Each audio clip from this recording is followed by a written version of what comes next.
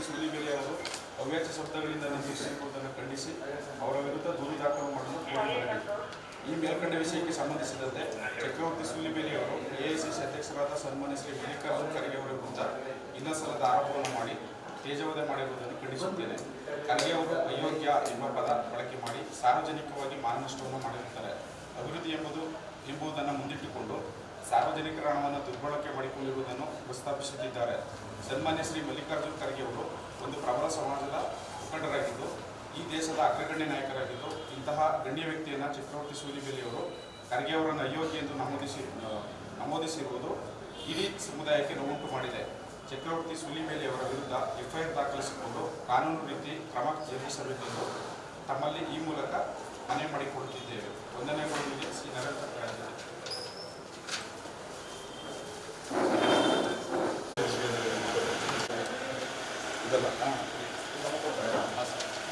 ಸರಿ ಅಣ್ಣ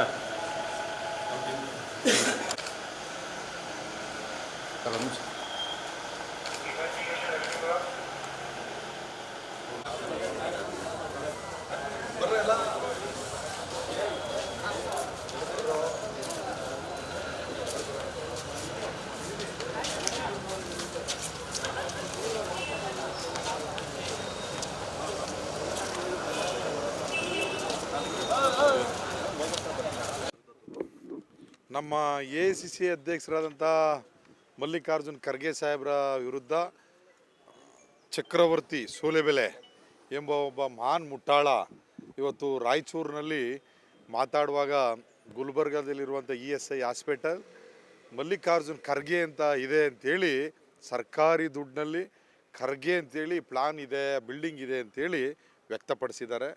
ಅಲ್ಲಿ ಒಬ್ಬ ಈ ದೇಶದ ಒಬ್ಬ ರಾಷ್ಟ್ರೀಯ ಅಧ್ಯಕ್ಷರು AICC ಮತ್ತು ಅವರು UPA 2ನಲ್ಲಿ ಕಾರ್ಮಿಕ ಮಂತ್ರಿಯಾಗಿದ್ದಂಥ ಸಂದರ್ಭದಲ್ಲಿ ಕರ್ನಾಟಕಕ್ಕೆ ತನ್ನದೇ ಆದಂಥ ಕೊಡುಗೆಯನ್ನು ಕೊಟ್ಟಿದ್ದಾರೆ. ಬೆಂಗಳೂರು ಆಗ್ಬೋದು, ಮೈಸೂರು ಭಾಗ ಆಗ್ಬೋದು, ಗುಲ್ಬರ್ಗದಲ್ಲಿ 1,500 ಕೋಟಿ ವೆಚ್ಚದಲ್ಲಿ ESI ಹಾಸ್ಪಿಟಲ್ ಆಗಿದೆ. ಆ ರೀತಿ ಏನಾದ್ರು ಮಾರ್ಕಿಂಗ್ ಇದ್ದರೆ, ಖರ್ಗೆ ಅಂತ ಇದ್ದರೆ ಅದನ್ನು ನಾವು ರಾಜಕೀಯವಾಗಿ ನಾವೆಲ್ಲರೂ ಕೂಡ ಇವತ್ತು ನಾವು ನಿವೃತ್ತಿ ಹೊಂದ್ತೇವೆ ನಾವು ವೈಯಕ್ತಿಕವಾಗಿ. ಆದರೆ ಒಬ್ಬ ದೊಡ್ಡ ನಾಯಕ ಹೈದರಾಬಾದ್ ಕರ್ನಾಟಕ ಭಾಳ ಹಿಂದುಳಿದಿದೆ ಅಂತೇಳಿ ಒಂದು ESI ಹಾಸ್ಪಿಟಲ್ ಮಾಡಿರೋದನ್ನ ಸಹಿಸಲಾರದೆ ಒಬ್ಬ RSSನ ಬಂಟಂಗಿ ಆ ಸೂಲಿಬೆಲೆ ಖರ್ಗೆ ಅವ್ರ ಬಗ್ಗೆ ವೈಯಕ್ತಿಕವಾಗಿ ಒಬ್ಬ ಅಯೋಗ್ಯ ಅನ್ನೋ ಪದವನ್ನು ಮಾತಾಡಿದ್ದಾನೆ. ಅದು ಆ ಮಾತನ್ನು ಹಿಂಪಡಿಬೇಕು. ಅವನ ವಿರುದ್ಧ ಶಿಸ್ತು ಕ್ರಮವನ್ನು ಕೈಗೊಳ್ಳಬೇಕು. ಅವನ ವಿರುದ್ಧ ಒಂದು ಅಟ್ರಾಸಿಟಿ ಕೇಸನ್ನು ದಾಖಲೆ ಮಾಡಬೇಕು.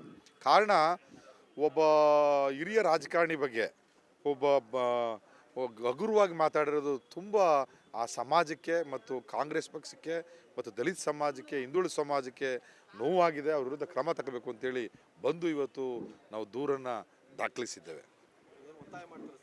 ಅವನನ್ನು ಬಂಧಿಸಬೇಕು, ಕರ್ನಾಟಕದಿಂದ ಅವನ್ನ ಗಡಿಪಾರು ಮಾಡಬೇಕು ಅಂತೇಳಿ ಈ ಮುಖಾಂತರ ನಾವು ತಿಳಿಸ್ತಿದ್ದೇವೆ.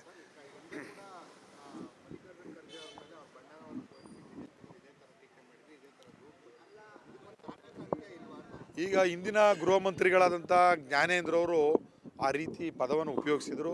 ಅವ್ರ ವಿರುದ್ಧ ಜಾತಿ ನಿಂದನೆ ಕೇಸ್ ಆಗಿ ಅದು ವಿಚಾರಣೆ ಹಂತದಲ್ಲಿ ಕೋರ್ಟ್ ಹಂತದಲ್ಲಿದೆ. ಅದನ್ನು ನ್ಯಾಯಾಲಯ ಇವತ್ತು ಅವರು ಜಾಮೀನನ್ನು ಪಡೆದಿದ್ದಾರೆ. ನ್ಯಾಯಾಲಯ ಇವತ್ತು ನ್ಯಾಯಾಲಯದಲ್ಲಿರೋದ್ರಿಂದ ಆ ನ್ಯಾಯಾಲಯ ಮಾನ್ಯ ನ್ಯಾಯಾಧೀಶರು ಏನು ತೀರ್ಮಾನ ತಗೊಳ್ತಾರೆ ನಾವು ಭದ್ರಾಗಿರ್ತೇವೆ. BJPಯವರು ಇದೇ ಒಂದು ಜೀವನ ಮಾಡ್ಕೊಬಿಟ್ಟಿದ್ದಾರೆ. ಇದೇ ಒಂದು ಮಾತನ್ನು ಇವು ಎಲ್ಲ ಕಡೆ ಇಡೀ ರಾಜ್ಯದಲ್ಲಿ, ದೇಶದಲ್ಲಿ ಮಲ್ಲಿಕಾರ್ಜುನ್ ಖರ್ಗೆ ಅವ್ರ ಬಗ್ಗೆ ಮತ್ತು ಅವ್ರ ಸುಪುತ್ರ ಪ್ರಿಯಾಂಕ್ ಖರ್ಗೆ ಅವರು ಇವತ್ತು ರಾಜ್ಯದಲ್ಲಿ ಗ್ರಾಮೀಣಾಭಿವೃದ್ಧಿ ಮಂತ್ರಿಯಾಗಿ ಸಾಕಷ್ಟು ಅಭಿವೃದ್ಧಿ ಕೆಲಸವನ್ನು ಮಾಡ್ತಿದ್ದಾರೆ.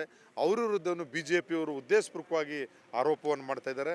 ಕಾರಣ ಮೊನ್ನೆ ನಮ್ಮ ಈ BJPಯ ರಾಜ್ಯ SC ಮೋರ್ಚಾ ಅಧ್ಯಕ್ಷರಾದಂಥ ನಾರಾಯಣ ಸ್ವಾಮಿಯವರು ವಿಧಾನ ಪರಿಷತ್ನ ಸದಸ್ಯರಿದ್ದಾರೆ. ಅವರು ಕೂಡ ಒಬ್ಬ ಒಬ್ಬ ಪಡ್ಡೆ ಹುಡುಗ ಅಂತ ಹೇಳಿದ್ದಾರೆ. ಪ್ರಿಯಾಂಕ್ ಖರ್ಗೆ ಅವರು ಯುವ ಕಾಂಗ್ರೆಸ್ಸು, ವಿದ್ಯಾರ್ಥಿ ಕಾಂಗ್ರೆಸ್ಸು ಮತ್ತು 2009ರಲ್ಲಿ ಮಲ್ಲಿಕಾರ್ಜುನ್ ಖರ್ಗೆ ಸಾಹೇಬರು ಕೇಂದ್ರಕ್ಕೆ ಹೋದ ನಂತರ ಚಿತ್ತಾಪುರ ಕಾನ್ಸ್ಟಿಟ್ಯೂನ್ಸಿಲಿ ಸ್ಪರ್ಧೆ ಮಾಡಿ ಒಂದು ಸ್ಮಾಲ್ ವೋಟ್ನಲ್ಲಿ 1,500 ವೋಟ್ನಲ್ಲಿ ಸ್ಪರ್ಧೆ ಮಾಡಿ ಸೋತಿದ್ದಾರೆ. ನಂತರ 2013ರಲ್ಲಿ ಪ್ರಥಮ ಬಾರಿಗೆ ಶಾಸಕರಾಗಿದ್ದಾರೆ.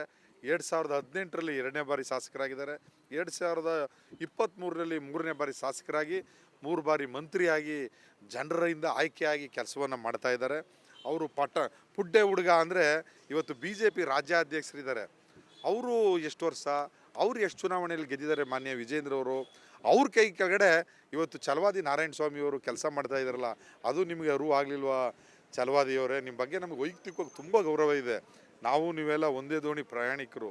ನಿಮಗೆ ರಾಜಕೀಯವಾಗಿ ವ್ಯತ್ಯಾಸ ಆದಮೇಲೆ ಪಾಪ BJPಗೆ ಹೋಗಿದ್ದೀರಿ. ಇವತ್ತು KPCC ಸದಸ್ಯರು ಎಲ್ಲಾಗಿದ್ರಿ, ಹೌಸಿಂಗ್ ಬೋರ್ಡ್ ಸದಸ್ಯರು ಎಲ್ಲಾಗಿದ್ರಿ, ಮತ್ತು ಅರಣ್ಯ ಅಭಿವೃದ್ಧಿ ನಿಗಮದ ಅಧ್ಯಕ್ಷರು ಎಲ್ಲಾಗಿದ್ರಿ, ರೈಲ್ವೆ ಮಂಡಳಿಯ ಅಧ್ಯಕ್ಷರೆಲ್ಲಾಗಿದ್ರಿ. ಯಾರಿಂದ ರಾಜಕಾರಣವನ್ನು ಪ್ರಾರಂಭ ಮಾಡಿದ್ರಿ, ನಿಮಗೆ ರಾಜಕೀಯವಾಗಿ ಸ್ಥಾನಮಾನಗಳು ಎಲ್ಲಿಂದ ಬಂತು ಅಂಥೇಳಿ ನೀವು ಸ್ವಲ್ಪ ಯೋಚನೆ ಮಾಡಬೇಕು. ನೀವು ಒಬ್ರು ಹಿರಿಯರಿದ್ದೀರಿ.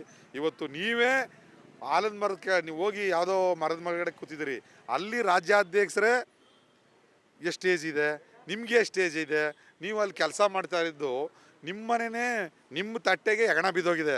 ಬೇರೆಯವ್ರ ತಟ್ಟೆಲ್ಲಿ ಹೋಗಿ ನೀವು ಹುಡುಕ್ತಿರಲ್ಲ, ಇದು ಸರಿನಾ? ಪ್ರಿಯಾಂಕ್ ಖರ್ಗೆ ಅವರೊಬ್ಬ ಯುವ ನಾಯಕ ಮತ್ತು ಗ್ರಾಮೀಣಾಭಿವೃದ್ಧಿ ಮಂತ್ರಿಯಾಗಿ ಕೆಲಸ ಮಾಡ್ತಾ ಇದ್ದಾರೆ. ಅವರು 3ನೇ ಬಾರಿ ಶಾಸಕರಾಗಿದ್ದಾರೆ, 4 ಬಾರಿ ಸ್ಪರ್ಧೆ ಮಾಡಿದ್ದಾರೆ. ಇದನ್ನು ತಾವು ಮನಗಂಡು ಇನ್ಮೇಲೆ ನಿಮ್ಮಲ್ಲಿ ದಯಮಾಡಿ ನಾವು ಕೇಳ್ತೇವೆ, ವೈಯಕ್ತಿಕವಾಗಿ ತೇಜೋವಧೆ ಮಾಡೋಕ್ಕೆ ಹೋಗ್ಬೇಡಿ.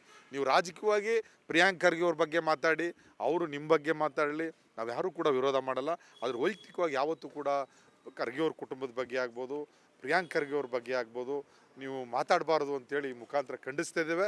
ಇದೇ ರೀತಿ ಮಾತಾಡೋದೇ ಆದರೆ BJPಯವರು ಇಡೀ ರಾಜ್ಯದ ಉದ್ದಗಲಕ್ಕೂ ಕೂಡ ನಿಮ್ಮ ಕಪ್ಪಾಟವನ್ನು ತೋರಿಸ್ತೇವೆ, ಕಪ್ಪಸಿ ಮಳಿತೇವೆ. ಸಿಕ್ಕುತ್ತೋ ನಿಮ್ಗೇನು ಉತ್ತರವನ್ನು ಕೊಡಬೇಕು ಅದನ್ನು ಕೊಡ್ತೇವೆ.